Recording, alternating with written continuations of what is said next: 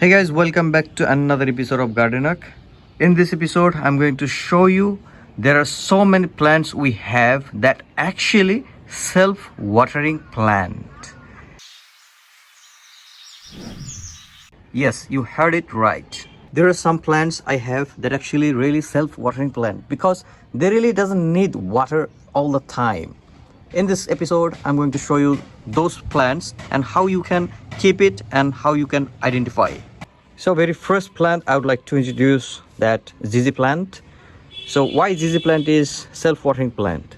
So there is some interesting reason. If you see in the bottom of ZZ plant, it's not the same shape in the bottom. All right. So why is that? Why this shape is getting narrower in the top, and when it's coming to down is getting like fat and thicker in the bottom. So this is like perfect magic of nature. So they can store water inside their tube and they doesn't really need water all the time. So you can like water it like once or twice in a week, or maybe once in just a week. That is really great for this ZZ plant, and they really grow super fast in this soil. I keep my ZZ plant in a shade areas, so it really doesn't really need water all the time.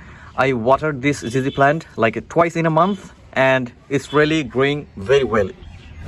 As a second best self-watering plant I have in my garden is snake plant. Obviously, I have just two types of snake plant, as you can see. Here is with a red white stripe, and another one is snake, sort of like a skin in this. So this is like quite interesting and amazing shades and the graphics in the leaves. I really love that. And this is also very interesting with the like retro kind of stripes. They are so much hardy and self-watering plant, you will not believe it, because I am not giving water them for about a month, and there is not rain even. Soil is like, if I want to show you, is quite dry inside, and this one is very much dry, and all the roots are coming out from here because it's really tightened up and compact inside.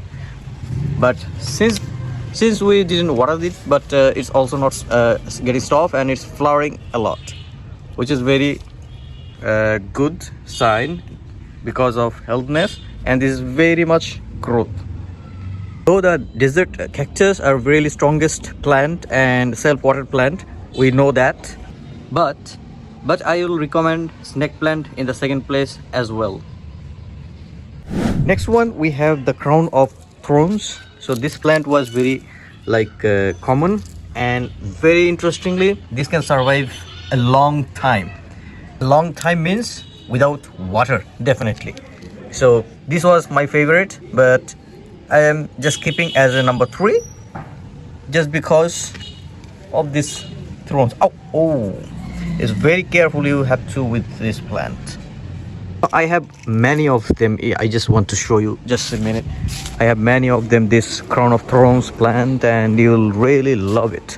So this one is really like a very big version of it with a lot of flowers, right? Its soil is really dried, so we are not going to water this for like 2 to 3 weeks, and later on we're going to give them water. So cactus is like always self-watered plant from a long time, and it really doesn't need a lot of water. So they are just storing water inside their tube, right? So they can survive a longer time period. There are a lot Chinese evergreen plants we have, and that also doesn't need really a lot of water. So like in a month, twice, 2 times watering, that would be really great for these Chinese evergreen plants as well. And they can survive in longer temperature as cactus does.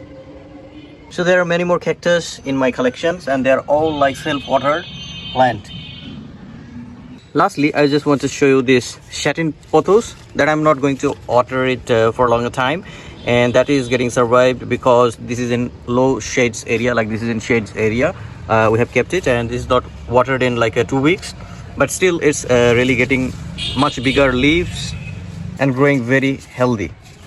So that also I'm considering as a low watering plant or self-water plant, because just once time you need to give like twice in a month, or you can give 3 times in a month for this plant.